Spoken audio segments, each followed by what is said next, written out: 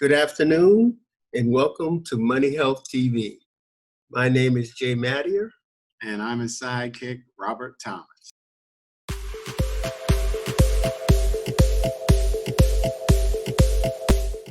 It's so good to be with you again, and just wanted to let you know that our thoughts and prayers are always with you during this crucial time, during this pandemic.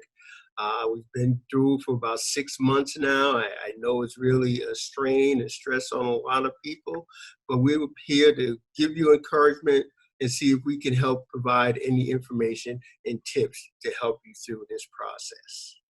And exactly as Jay said, as we come up with the subjects that we talk to you about, we try to pick those subjects that are relevant to your continued existence during these bad times from one perspective, but opportunistic times on the other side. So today, as we talk to you about 7 ways to improve your finances while you're self-isolated, that's what we thought was important to share with you is what do you do during these times? Okay, so today we're going to talk about 7 ways to improve your finances while self-isolating. Mm-hmm. And of the 7 ways, and we'll talk about them individually, is to create 2 different budgets. And you'll be like, what is that? I don't even have 1 budget. But we're going to tell you how to create both of those and why it's necessary to have 2 for you to consider. And then the second item would be filing your income taxes or extensions, because you don't want interest and penalties to put you in a more difficult situation. And there are things you can do as we talk about that to protect yourself.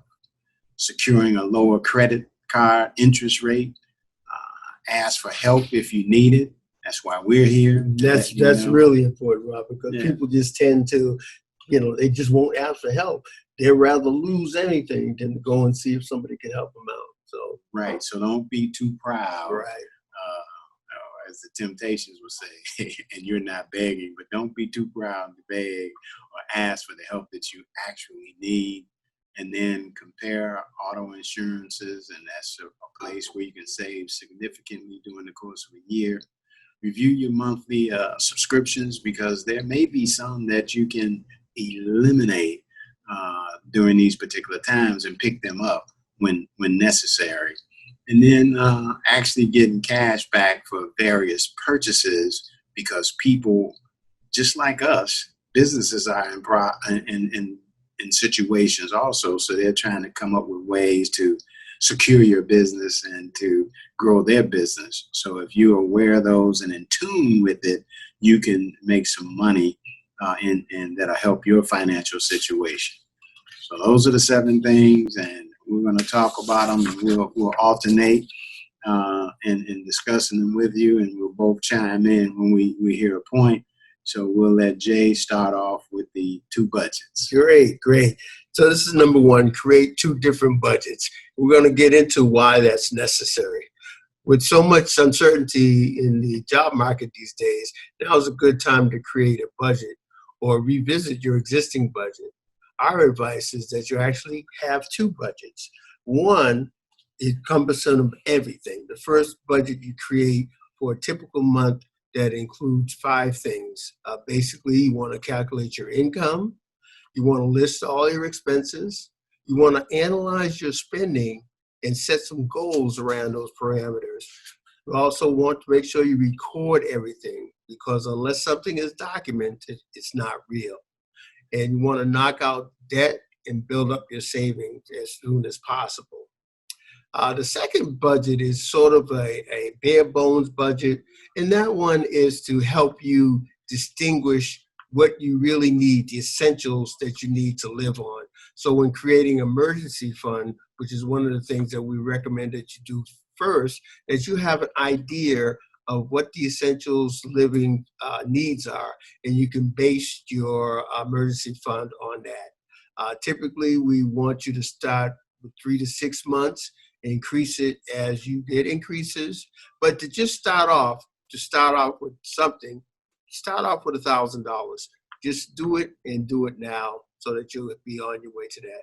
So that's the idea of the two budgets. One to calculate everything, and then one to look at what the essentials are and help you determine the funding for emergency fund. Okay, the second item of the 7 is to file your income taxes or extensions. And when you think about your federal income tax, the federal government, the IRS, are some people you don't really want to have a confrontation with. No, been there, done that. Don't want to do it. They in fact are some rough characters and have access to many accounts and your payroll like no one else. And so, as you may know, that just automatically because of the pandemic or the COVID-19, if you will, they've extended it to July 15th, which has now since passed, but this COVID situation will be going on for a period of time. We don't know when it will end, but as you prepare for filling out your 2020 taxes, we wanted to let you know that even when the federal government doesn't extend the extension date, which hopefully you all took advantage of this year, that you can file for an extension on your taxes, and you can file for, it's a 6-month extension.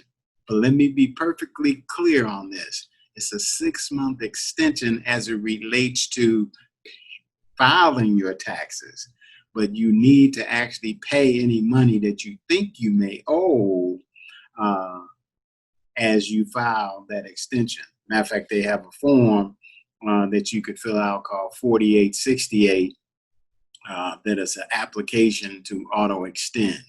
So you can get the extension until October if, in fact, they are using April 15th as the date. That gives you the 6 months to complete the paperwork. But if you think you owe any quarterly taxes to that point, you need to make a payment on that, because the interest and penalties during that 6 months is charged at 5% per year. And your payments, if you talk about interest and penalty, could be 10 times more than what you owe.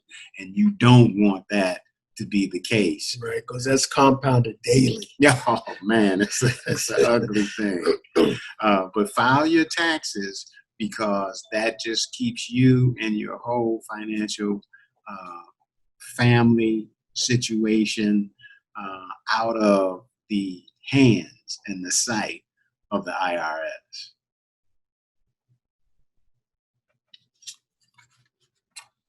Okay, number 3, you want to secure a lower credit card interest rate. Now, we don't believe you should really have a credit card, but if you do, this is the time to check with your major credit card companies to see if they'll be willing to offer any low interest rates or on any new purchases, or just if you want to decrease your interest rate, decrease your payments. Whether you have credit card debt or not, it doesn't hurt. Just call them up, tell them, if you're at a high 28, 29%, call them up. If you've been a long-term customer, they'll work with you, especially these times and days.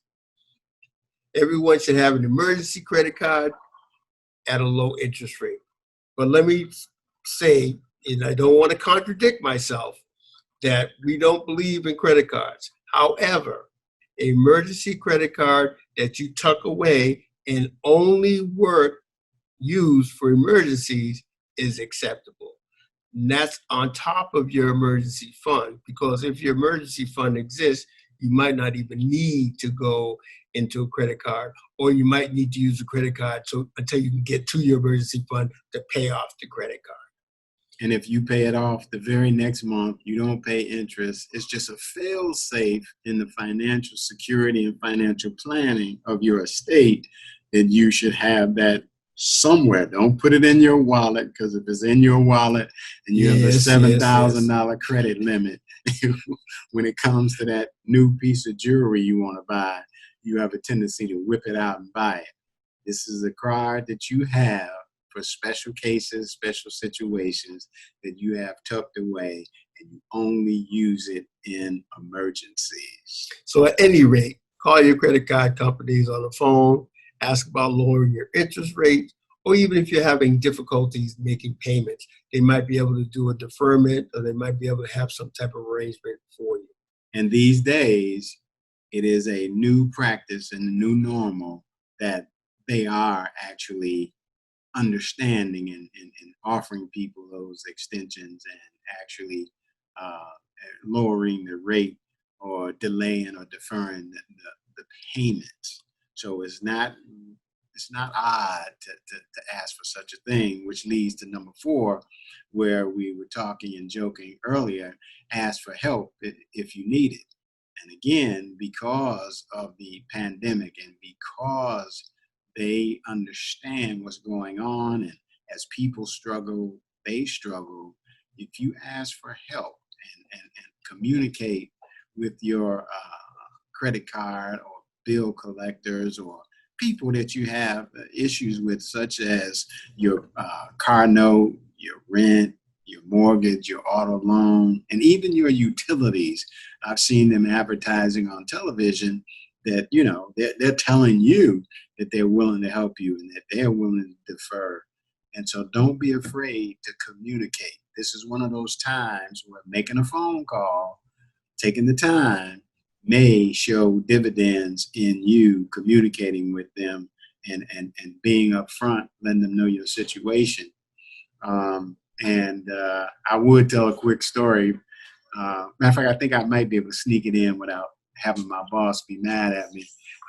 But had a situation with a timeshare, and usually people run and try not to discuss those issues. But we wrote a letter to the timeshare company, something we had actually paid for somebody to get rid of. They couldn't get rid of it. But we wrote a letter during these times, and believe it or not, we were able to eliminate a timeshare cost that only increases and lasts for the rest of your life to get out of that situation. So by communicating, writing a letter, making a phone call, be surprised what you can have done these days. And the key thing is that when you take the action and be proactive, you're in control of the situation. Yes. If you wait and don't do anything, then you let somebody take control of your situation. So you want to make sure that you're always in front of it, that you always are in the negotiating seat, and make sure that you take advantage of it. Please, if you need help, ask for it. Or if you need somebody to talk to and don't want to go it alone, get in contact with us, and we'll give you that information at the end of the presentation. Number 5 is compare auto insurance quotes. And you know, if you've gotten auto insurance quotes in the past 2 years, if you haven't done anything, you may be paying too much money.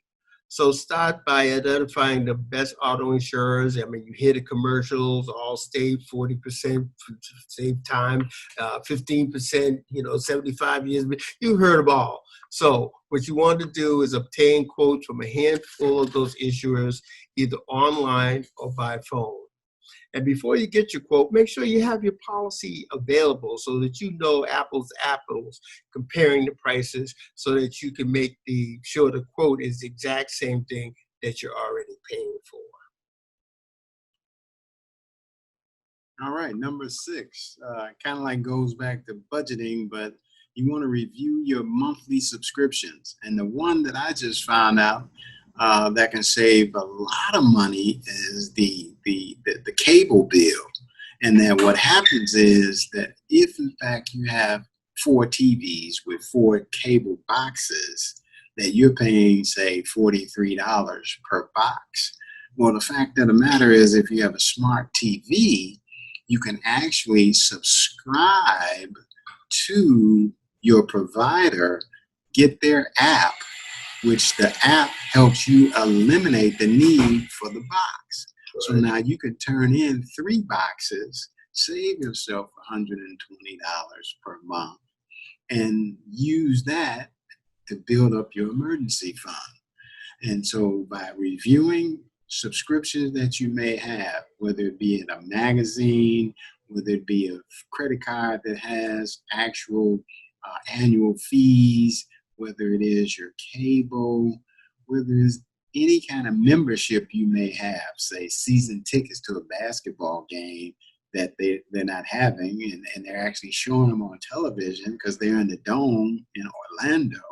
You don't need to pay for those monthly subscriptions or your subscription to the theater where you bought season tickets. You don't need those this particular time. You can actually save money. And so by eliminating or reducing those subscriptions, be surprised that you can add $300-400 to your budget that in fact can go to the emergency fund. So when these things like COVID-19 crop up again, you are covered and can exist in your life without a lot of trouble and worry because you have an emergency fund to back you up. And that's really great because I actually bought a Roku TV and the apps, and then you get everything right through the TV. I was thinking about replacing all my TVs with Roku TVs and getting ready to cut the cable, cut the cord. Because it gets up there, man. Some people got $200 cable bill. And the other thing, just want to mention, a lot of times these subscriptions offer auto renewals. And so a lot of times you don't even know that it's on your credit card. And it just month after month after month, which leads me to say, make sure that you review your credit card statements monthly just to know what's on there. And we are social distancing, wearing our masks. We wanted to make sure you could hear us. Okay, Jay, this one is you. Oh, it is. Yeah. Okay. Well, let me put on my mask for Yes, we want to make sure that you all are social distancing and wearing your mask.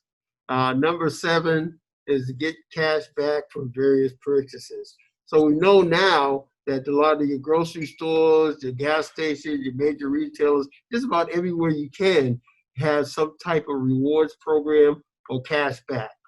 So if you haven't taken advantage of some of the apps, there's a couple out there. One is Ibotta, and the other one is Fetch Rewards. But if you look at, the airlines are doing it, the stores are doing it. So take advantage, and that really can add up. People are still into clipping coupons. So if you get coupons, that's another way to do it, as well as using those apps. And a lot of times they'll give you bonuses at sign up. So make sure you do that. Take a look at those particular things to help you save. Any amount helps. So that wraps it up for this particular session. And we got some final thoughts. Robert, you want final thoughts? That what happens is in the old normal, there was no time. We were all in the rat race, running around, trying to get to work, drop the kids off, work your 8 hours, and if you got any overtime and everything. So it was when you got home, you were basically eating dinner, helping the kids with their homework, and you're exhausted. You didn't have time to plan. But now in these days where you're self-isolated, it's a great chance for you to take some of that time and actually plan for a better future and take time to plan out what it is you couldn't get to when you were in the rat race. Now that things have slowed down, take the time to do that budget to ensure that every dollar in your incoming dollars has a name, and a part of those names need to be emergency fund and saving and investing and minimizing and eliminating the wasted costs and get a handle on that, and it prepares you for any catastrophes in the very near future. So we want to be here for you. We are based in the Charlotte area, but we work globally.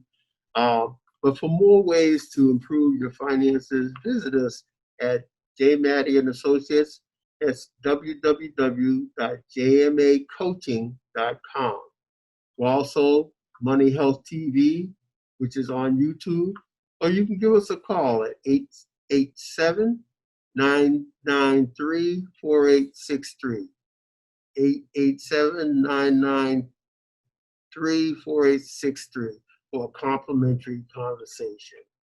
So until the next time, remember, your money health is the key to your wealth.